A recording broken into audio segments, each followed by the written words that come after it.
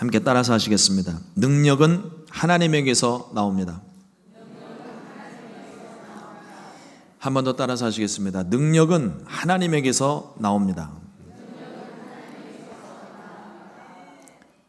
오늘 함께 봉독한 이사야 41장 14절로 16절의 말씀을 가지고 능력은 하나님에게서 나옵니다 라는 제목으로 함께 말씀의 은혜를 나누겠습니다. 지렁이도 밟으면 꿈틀거린다는 말이 있습니다. 힘없는 연약한 생물이지만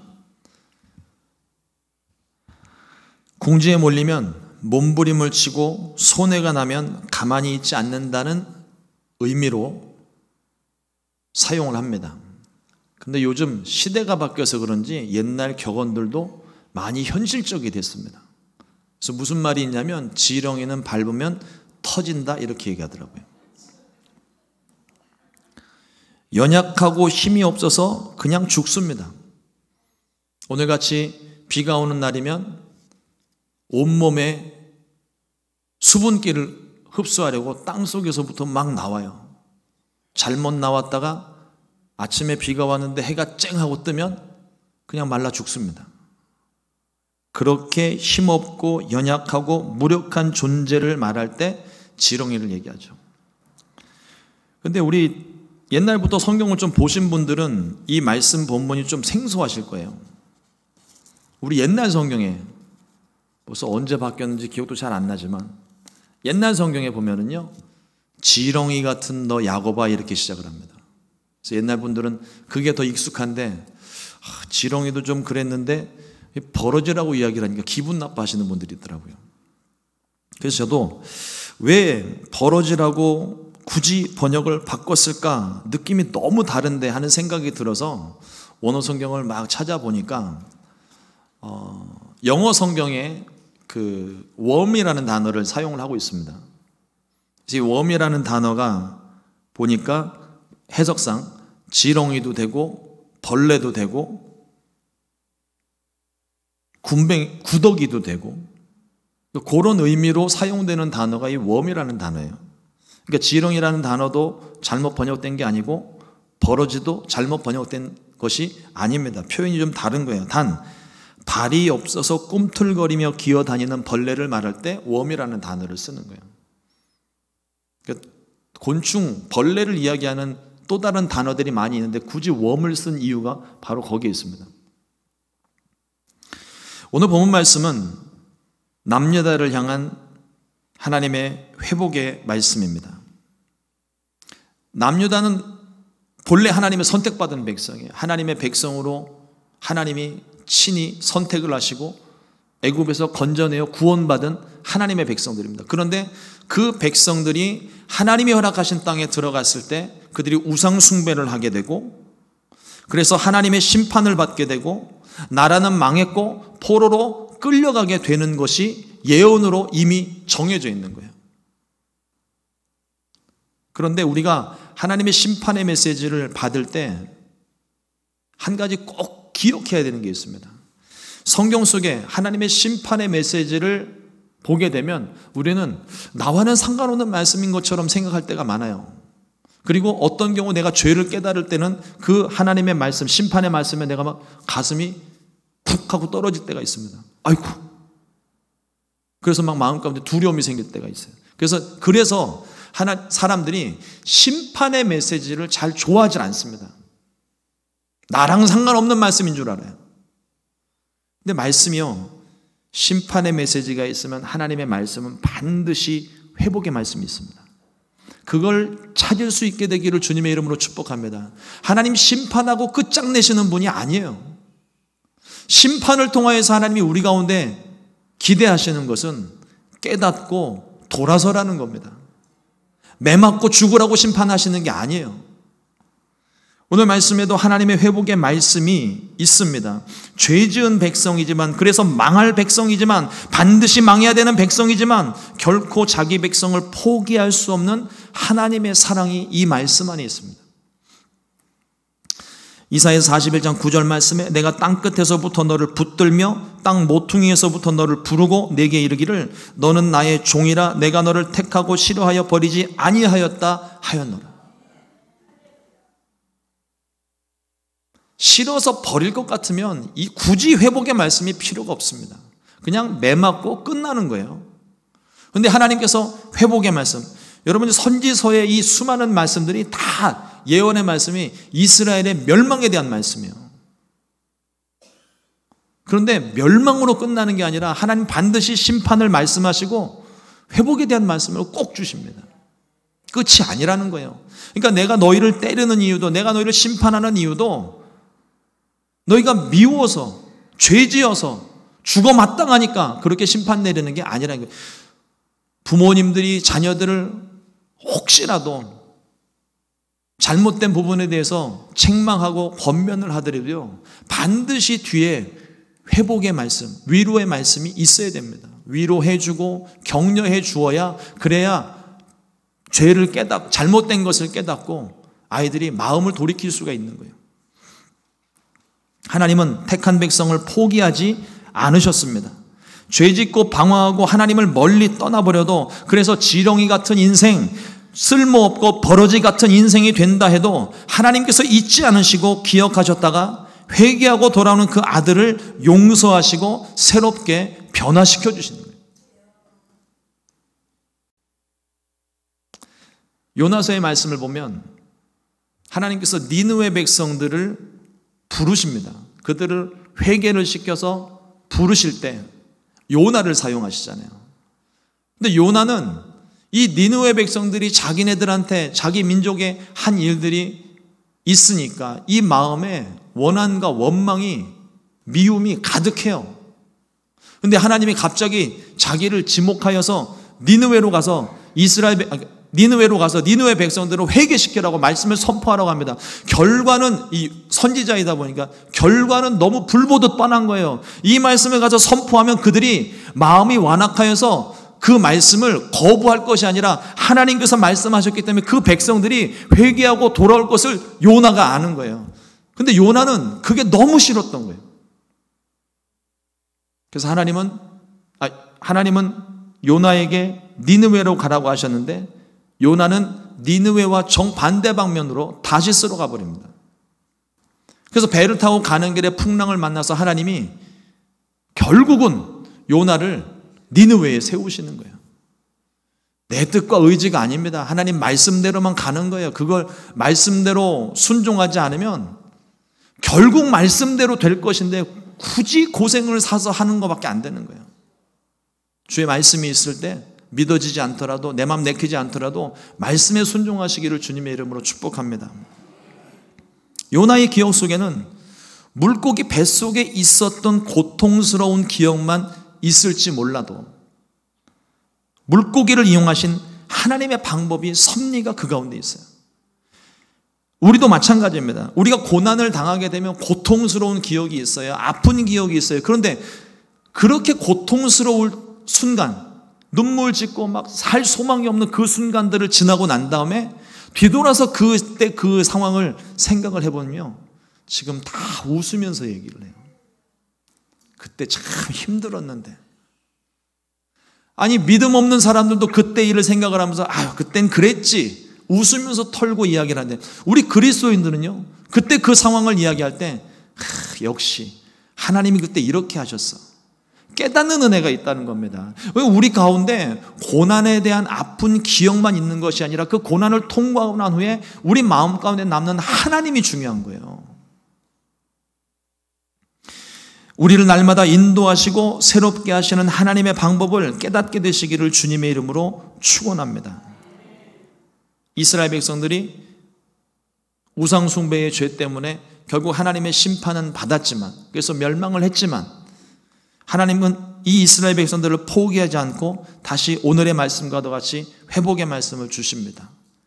이스라엘을 향해 주신 이 말씀이 오늘 우리에게 주시는 은혜가 무엇일까? 오늘 함께 말씀의 은혜를 나누겠습니다. 첫 번째로 버러지 같은 우리의 인생에 대해서 말씀하십니다. 지렁이 같은 너 야곱아, 버러지 같은 너 야곱아. 버러지나 지렁이에 비교되는 것이 조금은 자존심 상하는 것 같아요. 하지만 연약한 우리의 인생을 지렁이에 버러지에 비유하시면서 우리 가운데 말씀하고 있습니다. 땅속을 기어다니는 몸은 습하고 어두운 곳, 부패한 곳을 좋아합니다. 우리의 인생 혹시 그렇지 않습니까?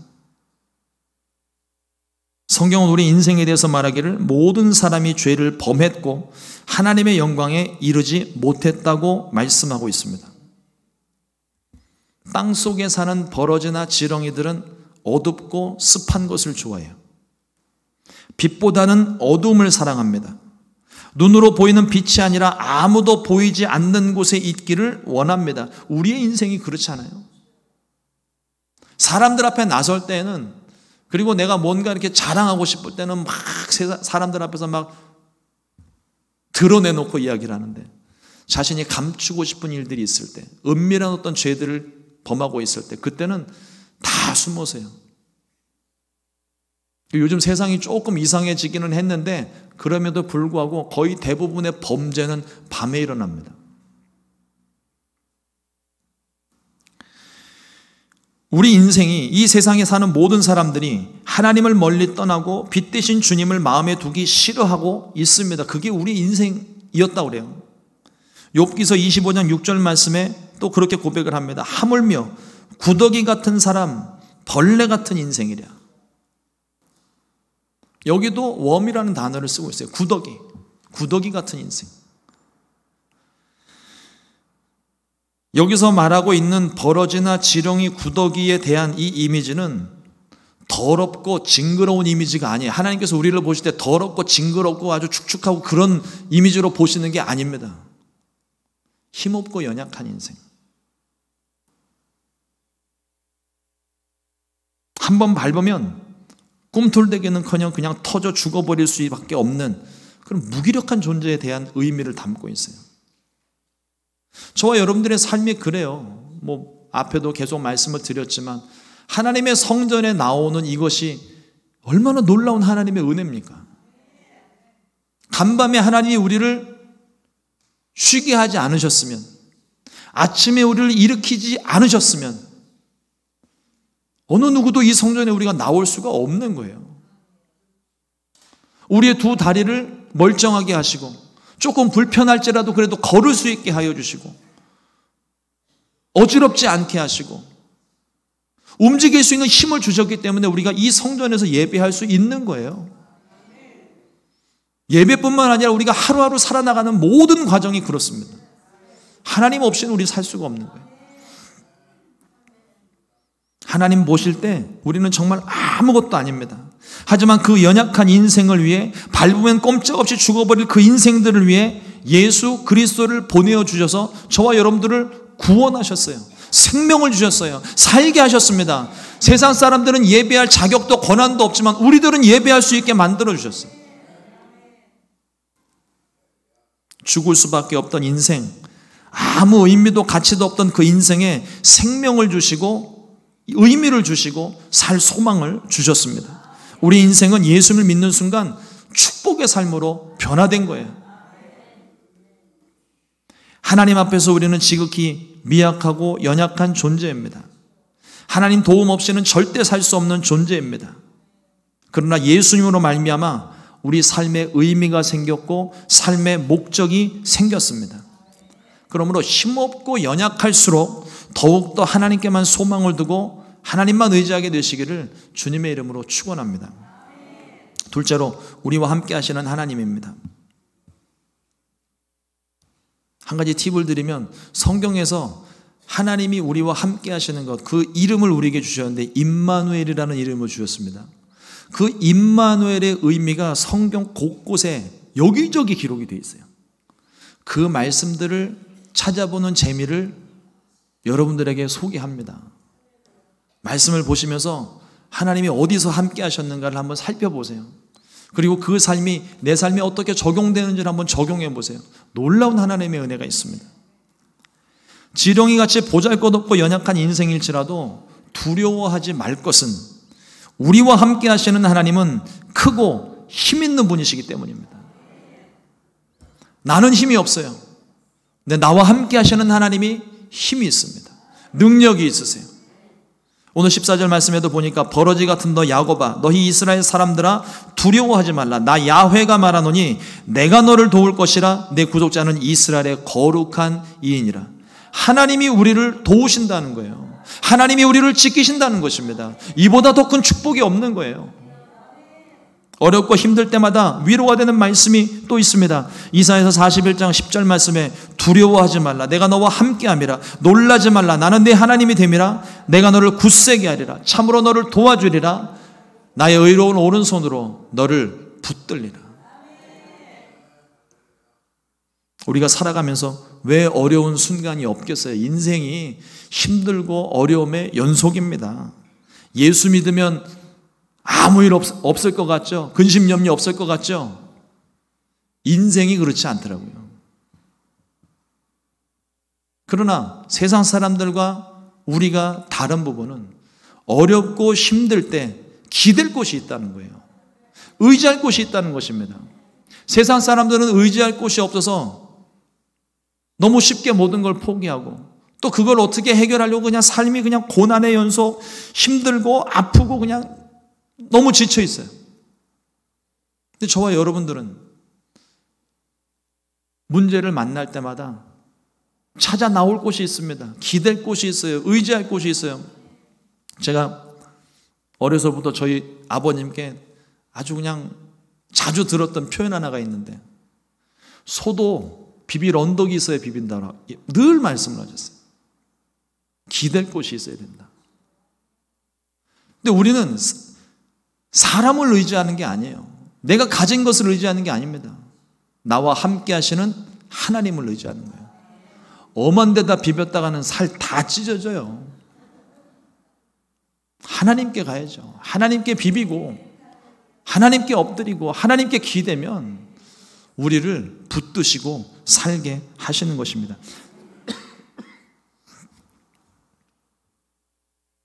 어려운 순간을 만날 때마다 두려워하며 몸부림치지만 우리의 힘으로는 해결할 수 있는 게 하나도 없습니다. 그래서 낭망하고 좌절하여 포기하는 경우가 많습니다. 하지만 오늘 말씀을 통해 우리와 함께 하시고 우리를 지키시는 하나님을 바라볼 수 있게 되시기를 주님의 이름으로 축원합니다. 시편 138편 7절 말씀에 내가 환난 중에 다닐지라도 주께서 나를 살아나게 하시고 주의 손을 펴사 내 원수들의 분노를 막으시며 주의 오른손이 나를 구원하시리이다.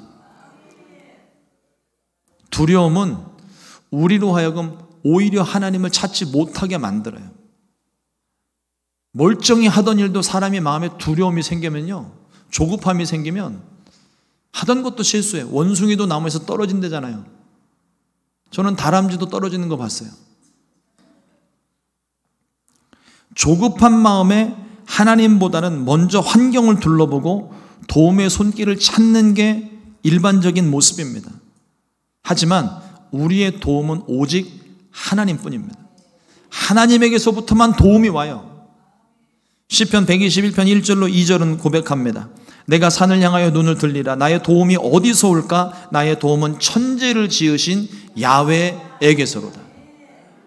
하나님만이 우리를 도우실 수 있다고요. 세상 사람들은요, 손익계산을 합니다. 이해관계가 있어요. 그래서 내게 이익이 되면 도움을 줘요. 근데 그렇게 도움을 주고 간이고 쓸개고 다 빼줄 것 같다가 조금 손해 오잖아요. 단칼에 자릅니다.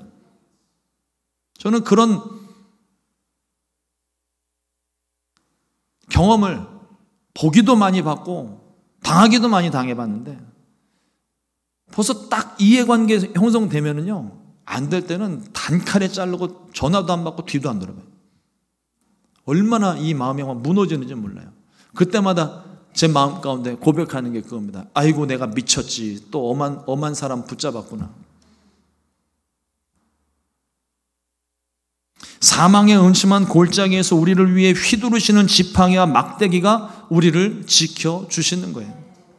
우리의 도움은 오직 하나님 뿐이십니다. 그리고 두려움은 우리로 하여금 또 아무것도 할 수 없게 만들어버려요. 두려움을 가지고서는 인생이 행복하지가 않습니다. 아무리 좋은 것 먹고 좋은 것 입고 뭐 남들 누리는 거 다 누리고 세상 누릴 거 다 누려도 그러면은 세상 부러울 게 하나도 없을 것처럼 우리는 생각을 하는데 그 마음에 평안함이 없어요. 그 마음에 그거 다 누려도 이 마음에 평안함이 없습니다. 두려움 때문에. 우리 영적인 존재예요. 세상에 믿지 않는 사람들도 그 영이라는 게 흔적이 남아 있습니다. 그래서 알게 모르게 이 마음 가운데 막연한 신에 대한 기대감을 가지고 있는 거예요. 이따금씩 예수 믿으신 분들 중에 그런 분들 가끔씩 봅니다. 어느 날 갑자기 신이라는 존재가 이 마음 가운데 들어왔대요. 그래서 그 신에게 어려운 순간을 만났을 때 그런 기도를 가끔씩 하는 걸 제가 듣거든요. 만일 여기 중에도 계실지 몰라요.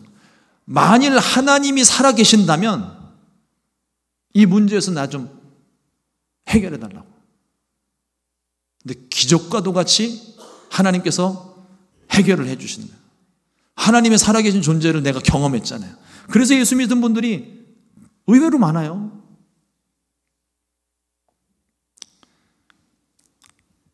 이 마음 가운데 이 두려움이 있으면 아무리 많은 걸 누려도 행복감을 얻지 못합니다. 하지만 전능하신 하나님이, 능치 못함이 없으신 하나님이, 천지를 창조하신 하나님이, 죽은 자를 살리신 하나님이 우리와 함께 하시면 모든 두려움을 물리치고 마침내 승리하게 되는 것입니다. 의지할 데가 없으니까 두려운 거예요. 캄캄한 밤길을 혼자 걸어갈 때는 두렵고 떨립니다. 무서워요. 언제 어디서 뭐가 나타날지 몰라요. 저는 예전에 저희 집으로 가는 왜 골목길을 그렇게 길게 만들어놨는지 모르겠는데 그 골목을 이렇게 있는데 그 가운데 가로등도 없었어요. 그러니까 시작할 때 가로등 있고 끝날 때 가로등 있고 가운데는 시커먼 등이에요. 뭐가 숨어있는지 진짜 몰라요. 저는 어렸을 때 그 길을 항상 걸을 때마다 제가 달리기를 좀 하거든요. 거의 100m 달리기 수준으로 그냥 막 뛰어나갑니다. 무서워서. 그런데 아무것도 내게 도움이 되지 않는데 조그만 어린아이만 한 명만 있어도요, 거기를 걸어서 가요. 무섭긴 무서운데 그래도 뭔가 옆에 있으니까 조금은 담대해지는 것 같아요. 하물며 하나님이 나와 함께 하십니다. 세상 어떤 문제, 어떤 두려움 가운데 있어도 하나님이 나와 함께 하시는데 그분이 어떤 분이십니까? 말씀드린 대로 죽은 자를 살리시고 없는 것을 있게 하시고 천지를 창조하시고 모든 대적들에게서 나를 구원하시는 하나님, 나를 지키시는 하나님이신데 그 하나님이 나와 함께 계신데 뭐가 두렵겠어요?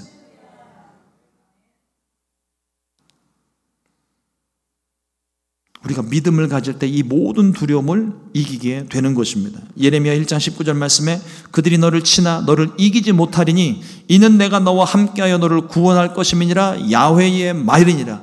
얼마나 위로가 되는 말씀입니까?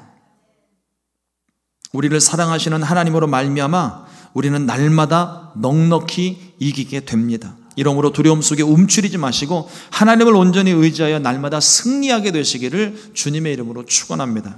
셋째로 하나님이 우리를 하나님의 도구로 사용하신다는 겁니다. 하나님께 쓰임받는 인생. 근데 앞에 뭐라고 얘기했습니까? 버러지 같은 인생, 지렁이 같은 인생인데 하나님이 우리를 쓰기를 원하신다는 거예요. 우리를 지키시고 우리를 돕는 하나님은 저와 여러분들을 하나님의 뜻을 이루는데 도구로 사용하십니다. 15절 말씀에 보라 내가 너를 이가 날카로운 새 타작기로 삼으리니 내가 산들을 쳐서 부스러기를 만들 것이며 작은 산들을 겨같이 만들 것이니라. 지렁이가 산을 깨요. 산을 부술 수가 있겠습니까? 턱도 없는 소리죠. 그 쳤다가는 자기 몸이 터져 나갈 겁니다. 어린 반포너치도 없는 소리입니다. 아유, 하나님, 이 버러지 같은 내가, 지렁이 같은 내가 산을 어떻게 옮깁니까? 못합니다. 이러면 게임 오버예요. 이미 끝난 거예요. 어떤 일도 일어나지 않습니다. 그러나 주님이 나와 함께 하시면 밟으면 꿈틀거리는 지렁이일지라도 산을 쳐서 부술 수가 있습니다. 지렁이의 힘이 아니에요. 지렁이와 함께 하신 하나님의 능력입니다. 우리는 뭔가 내가 무슨 일을 성취를 했을 때 그게 내가 잘해서. 그래서 우리 옛날 이야기 하다 보면은 그런 표현 많이 들어보셨을 거예요. 그때 말이지 내가, 자기가 했다는 거죠. 그때 내가 자리에서 일어나가지고 내가 그걸 잡지 않았으면, 내가 안 일어나 있었으면 어떡할 뻔했어. 다 자기 자신을 드러내기 마련인데. 그러나 내 능력이 아닙니다. 하나님께서 도우시고 하나님이 보호하신 거예요. 하나님이 그 일을 하게 하신 것입니다. 어떤 것도 내가 한 것이 아니에요. 여러분, 절대로 특별히 우리 공동체 안에서 하나님의 영광을 위해 행하는 모든 일들 가운데 절대로 우리 자신 드러나지 않기를 바랍니다. 하나님만이 높임 받으셔야 됩니다.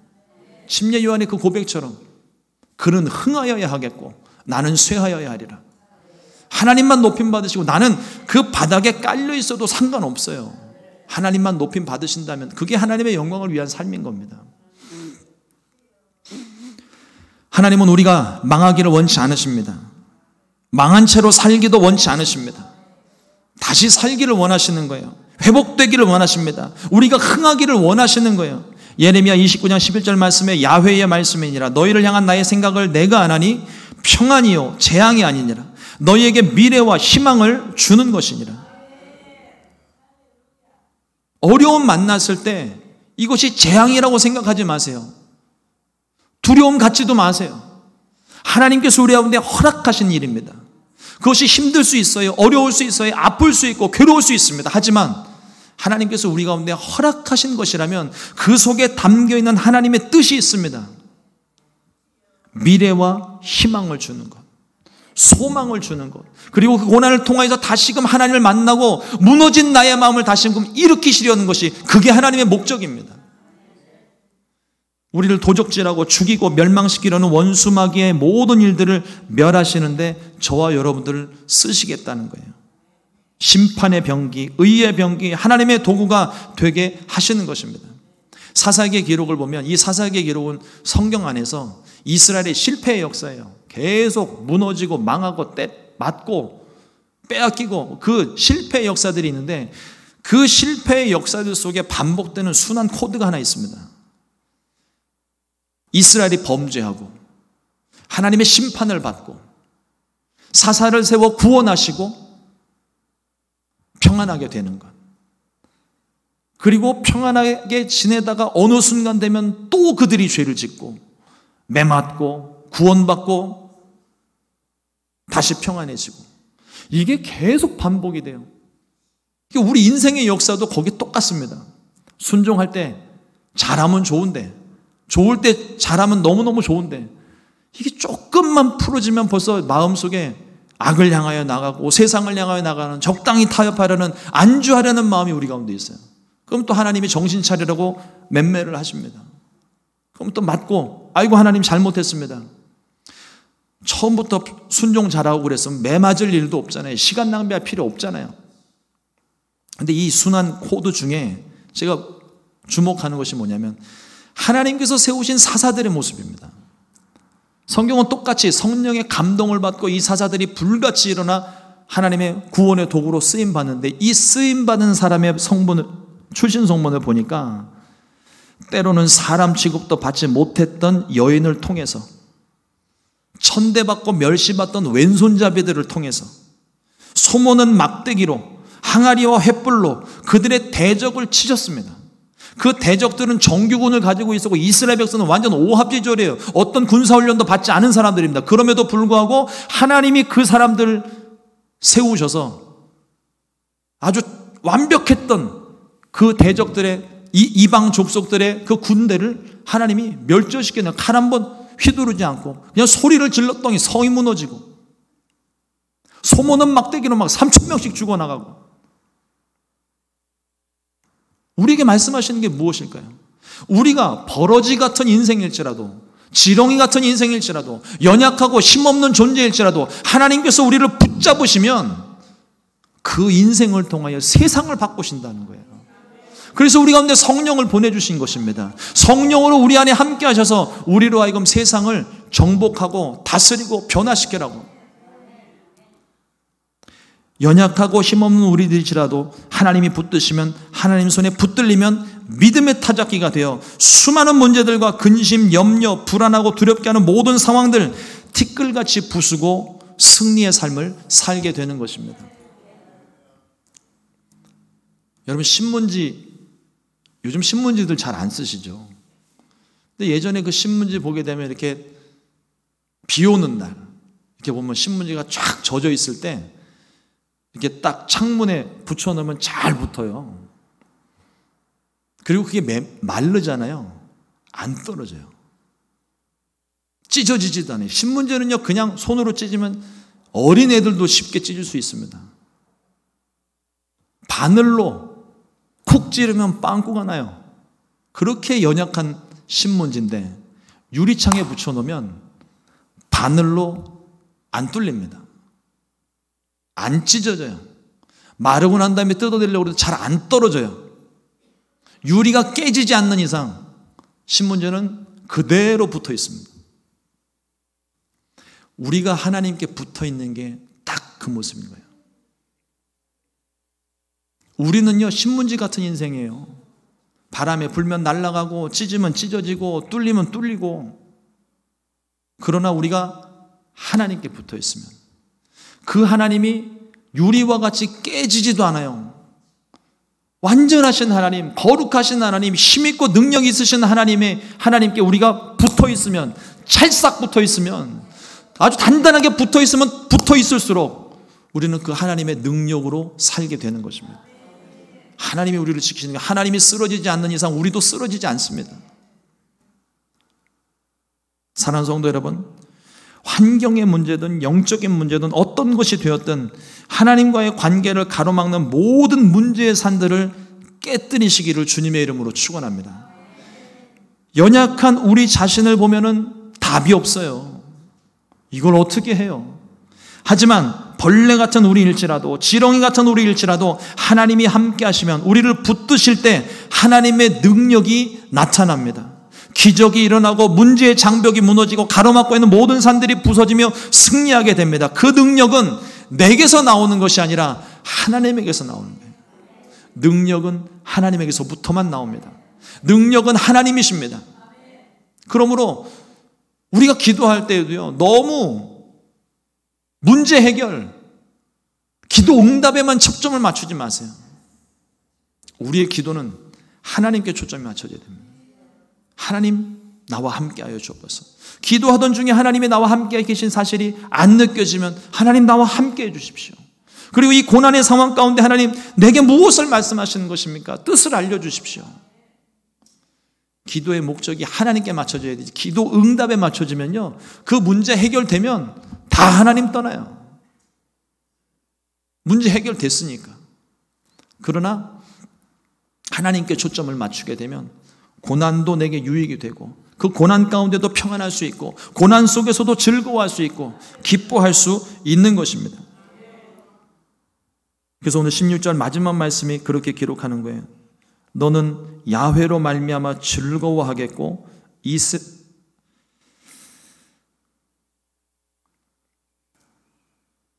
이스라엘의 거룩한 이로 말미암아 자랑하리라. 내 능력이 아니기 때문에 이게 가능한 거예요. 하나님이 하신 일을 내가 알기 때문에 가능한 일입니다.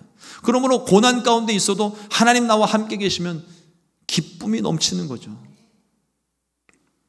우리를 도우시고 구원하시는 주님과 함께 날마다 승리하시기를 간절히 축원합니다.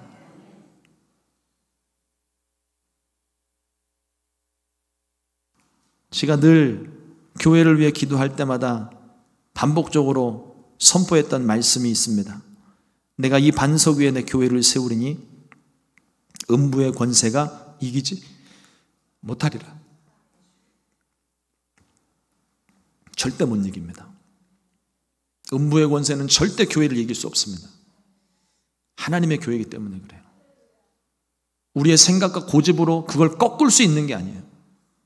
하나님께서 지키십니다.